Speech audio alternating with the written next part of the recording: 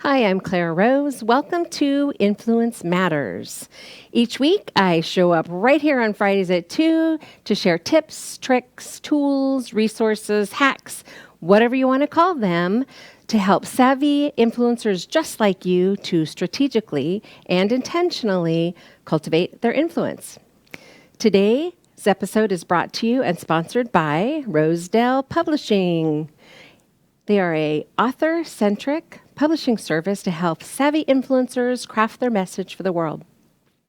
We always get started each week with a question from a viewer, so let's hop right into that. So our question today is from Roger C., and Roger says, I'm having a terrible time deciding on a title for my book. Do you have any advice for me on the topic? Certainly. So this is actually something that a lot of people struggle with. I think it's because they think they need to be super clever or super inventive or, super unique. But the truth is, it's really just about promising something to your reader. So just like the cover, the actual picture graphic of your book is a promise about what they're going to read inside, so is the title. So it absolutely needs to be relevant to what your content is about. So if you're a really big name, you can get away with some kind of fudging on that if you want to do shock and awe, for instance, to get some attention. But if this is your first book, especially, you're not a well-known author, I would say avoid that. But I do have some tips for you today. So let's start with those. So first of all, you want it to resonate with your reader. You want to know that your reader is going to connect with it. It's going to make sense to them. They're going to go, oh yes, absolutely. Resonate with your reader. And then, of course, expand their possibilities so it's not limiting in what you're talking about. Definitely you want it to leverage their interest and absolutely to echo your own voice and what your message has to say in a way that makes it sound authentically you. It should value your story and who you are as an artist. It should be crafty, always be crafty, but of course, never be corny. And then it should be timeless and not trendy. So what do I mean by timeless and not trendy? Well, some things are going to be gone tomorrow, and the future generations are not going to know what you're talking about. Let's just, for instance, think about the 8-track tape or the Beta Max? I don't even remember what it was called before VHS. So Laserdisc. There's just a number of things. They're fads. They come and then they go, and then people don't know what the heck you're talking about. I just laughed and laughed and laughed when I saw the video online, and you probably saw it too, of some teenagers trying to figure out how to use a rotary dial phone.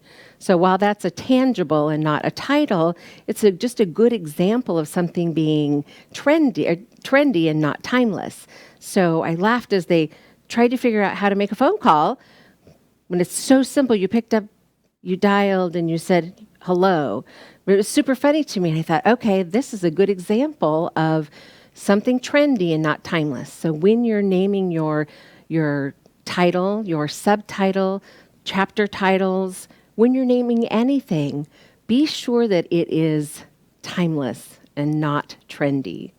Of course, I have an acronym. I love acronyms, and the more you see me speak, the more you'll see them. And relevant is the acronym that you just saw. So your title should be relevant. They should resonate, expand, leverage, echo, value, always be crafty, never be corny, and timeless, not trendy. So there's my acronym of the day. Actually, I may even have one more today. I think I do have one more today. I just lied to you. All right, let's move on. I have a savvy tweet for you today. A good title should be a promise about the content of your book or article.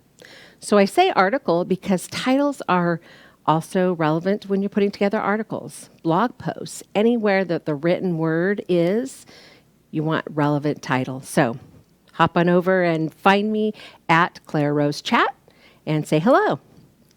Okay, I have a tool that I recommend to all of my authors, especially when we're first starting their journey together, or I'm starting their journey with them about naming things. Of course, we're starting out on their book with a brainstorm and blueprint. So I'm helping them get all of the content out of their brain. That's the brainstorm, onto something where we can work with it, usually sticky notes, get it so we can move it around, and then we blueprint their book. And part of that process is figuring out all of the content that's going to go into their book. And then we start to really find the words and the themes that are going to help us as we craft our titles. So if you haven't seen this book or heard of this book, I highly recommend that you get it. It is by Alexandra Watkins, and it's called Hello, My Name is Awesome.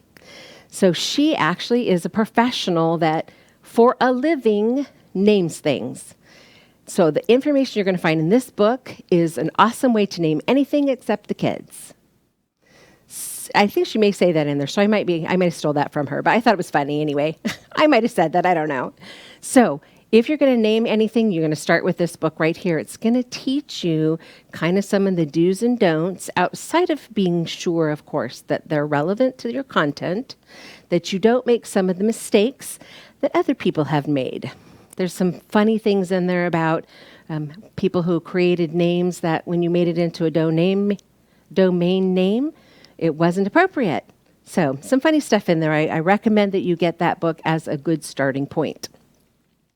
Okay, so she has some success secrets, and I have some pro tips for you today, and we're just going to walk through them one at a time and give you a good, firm understanding about the basics of naming things. So she says this, and I think it's funny. Verbal identity engineering, rigorous methodologies, and computational linguistics not required. So what she's really just saying is that's a bunch of hokum.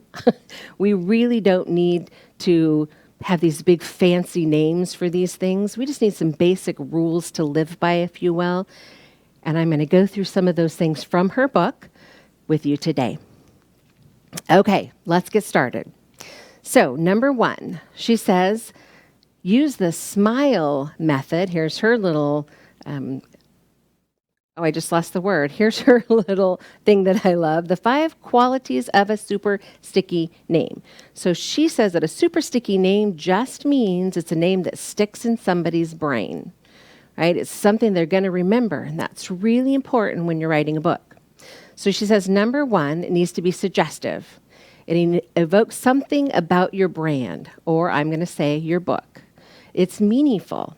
So there it is again. It resonates with your audience. There's some imagery to your words. It's visually evocative to aid in memory. You want to make it stick in their brain. It has legs, and she says that's just lending itself to a theme that extends the mileage of it. Maybe you're going to be able to do other things with that same title down the road. And then emotional. It moves people. We are just by nature emotional human beings. And good, bad, or ugly, emotion moves us. And a good, sticky name is going to move us into action. The action we want is for them, of course, to buy your book. Okay.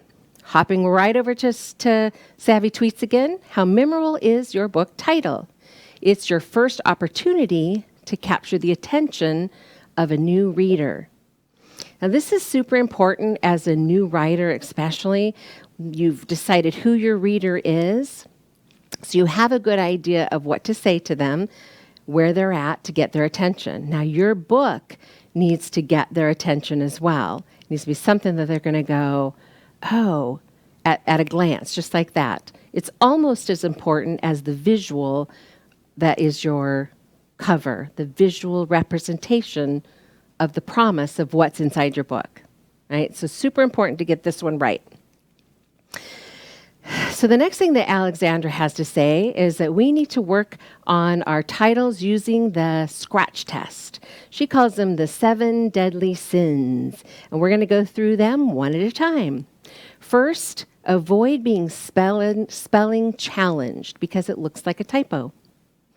Next, we don't want a copycat. If it's too similar to our competitor, there may be confusion, and you could lose your reader. It shouldn't be restrictive because that limits future growth. We already kind of touched on that a little bit, didn't we? Don't make it annoying. If it's forced or frustrates customers, that is not a good thing. You don't want it to be tame, which is just flat, undescriptive, uninspired, boring. That's all that means. A cure of knowledge. She says that is just that it makes sense only to insiders. You know how some of us can use jargon that our reader's not going to relate to. So make sure that isn't in your title. And then, of course, hard to pronounce. If it's not obvious or it's unapproachable, hard to pronounce, people aren't going to try. So the scratch test, I think of the most important is the hard to pronounce. I even personally have in my own professional life more than once seen something, a name of something, and I didn't know how to pronounce it. And maybe it's a pride thing or an ego thing that makes you say, oh, I makes you hesitant. I don't want to say that in case I'm saying it wrong. Until I've heard someone else say it, a couple of different someone else say it, then I'm feeling pretty good about that I'm saying it correctly. So I'm not the only one, I'm sure. So make sure that the name you choose isn't something that makes them hesitant to say the name, because then what doesn't happen is they're not going to talk about and share it. We all know that's gold, right? Okay, back to another savvy tweet really quick. When deciding on a title, check to see if the domain name is available. It might be handy to own the domain name as well. Hop on over and tweet that out. Now you might say, Clara, why in the world would I want the domain name? I'm going to write 30 books. Do I need to buy all the domain names? Well, there's a couple of good reasons actually to buy the domain name.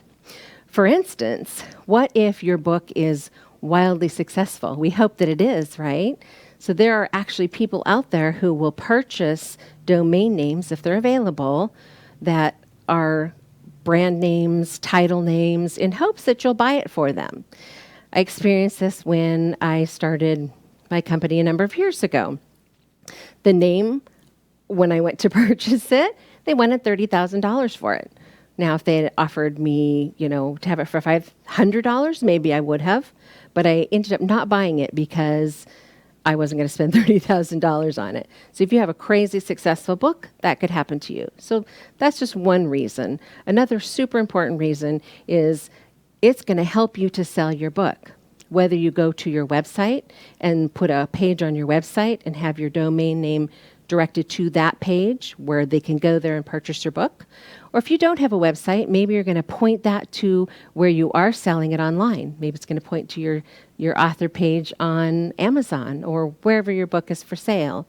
So it's just a good tool to help you to sell your book.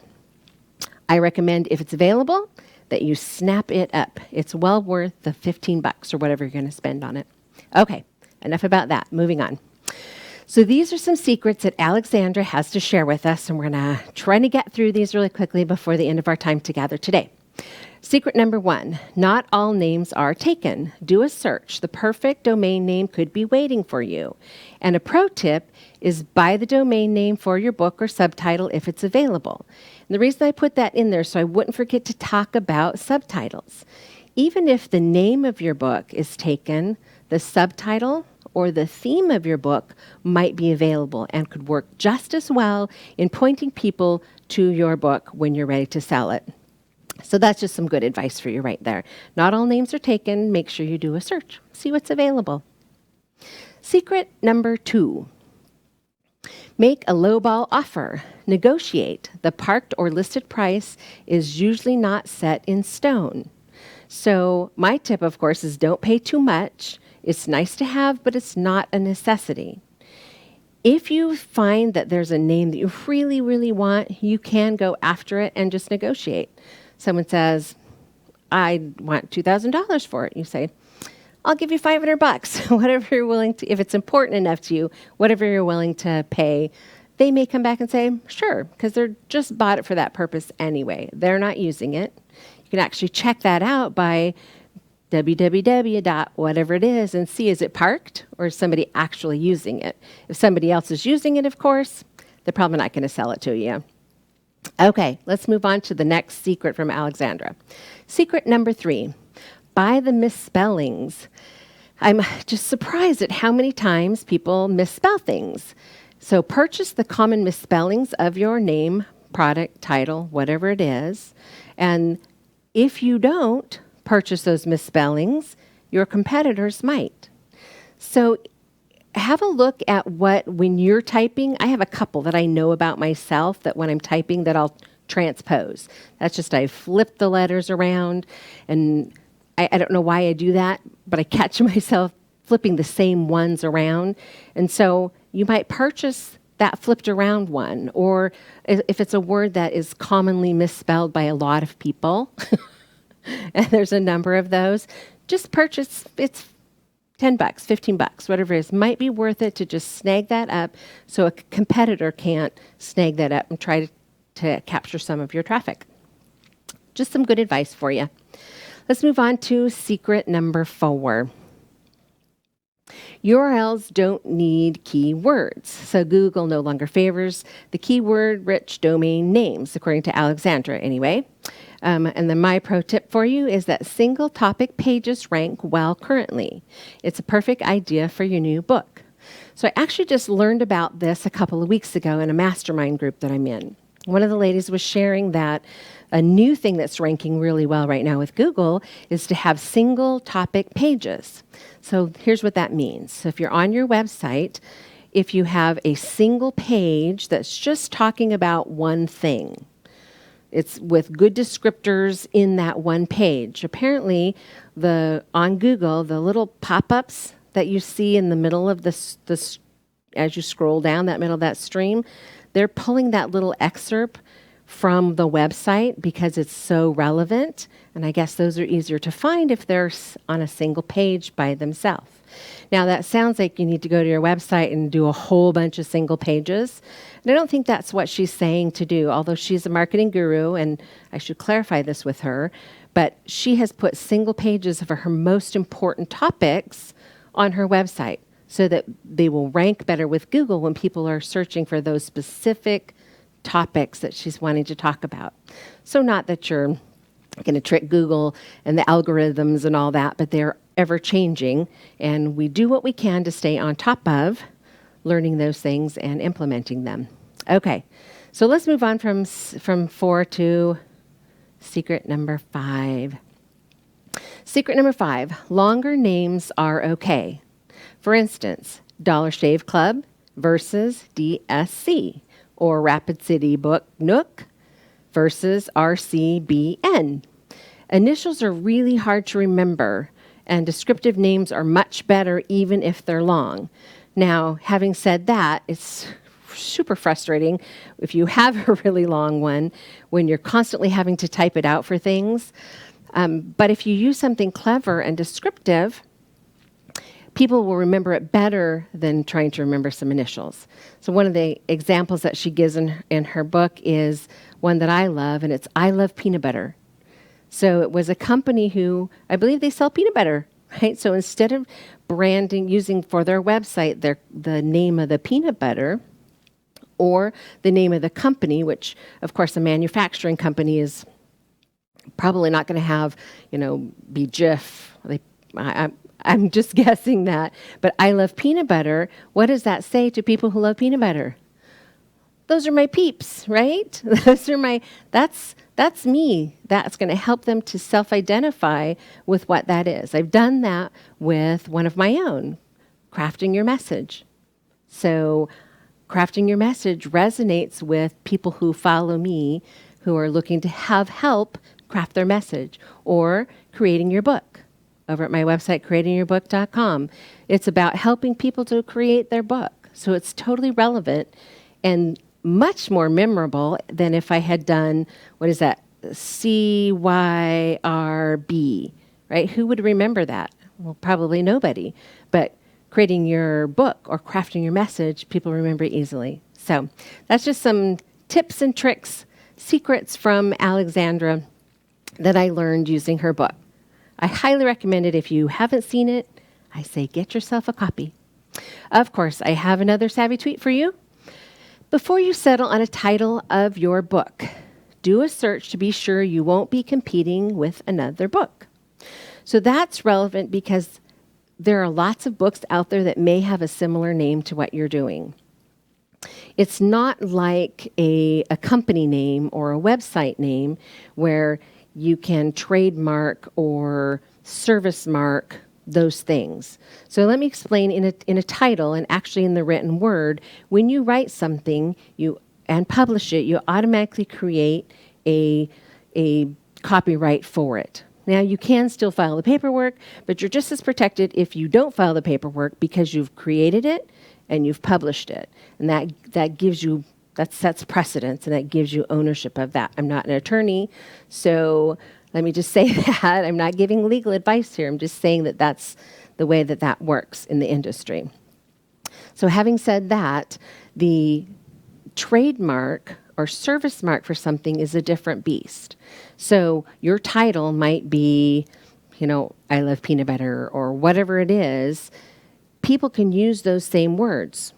Anybody can use those same words, right? They're just words. You can't trademark those words. Now, the way that you've written them, the font, the color, the style, the logo, those things, that can be trademarked or service marked. In this case, it would be a trademark. And you would need to file that, and the attorney can help you with that. Probably going to run you at a minimum of about $5,000. So I'm going to say it's probably not all that important in the beginning to do that. But if you become wildly successful down the road, you may want to consider doing a trademark on it. Most people don't have to worry about that in the book world. But do a search, because the last thing that you want is to name your books something super close or exactly like an influencer, right? Somebody who has a lot of clout, probably a lot of money in the bank, and you're not going to be able to afford to get the attention of your reader if everywhere they go, it points to this other person. So this is just common sense. I probably am beating a dead horse on this, but just be careful that you do a good search before you start so that you're being smart about what you name your book. For instance, I have a new book coming out. I'm actually co-writing it with a lovely lady in the UK, and it's about business, right? She does mindset work. I'm helping people on the business tools side of thing, and it's 8 ways to mind your own business. So there's a number of other things out there talking about minding your own business. It's not exactly like ours. We stuck with 8 ways to do it. And then we threw in a tagline to differentiate even more. So those are just little things that you can do to help yours stand out from that other person. But if you're too similar, too close, it's going to be a battle you probably don't want to fight. That's just a guess on my part. Okay, before we run out of time, I want to just really quickly go over some just common sense do's and don'ts about creating titles. Okay, let's go over those. You don't want to make them scratch their head, but you do want to make them wonder what in the world you're talking about. You don't want to make a promise that you can't keep, but you always want to deliver for sure. Don't beat around the bush. Come right out and address the issue. Don't focus on the problem, but do offer them a solution. Don't tug on emotions, for the sake of emotion, that is, but do evoke the desired response. Don't limit the options, expand the possibilities. And then I've said it before, and we're saying it again here, don't be trendy, do be timeless. And don't be corny, Do be crafty. If your book becomes a bestseller, your title will be attached to you for life. So choose it carefully.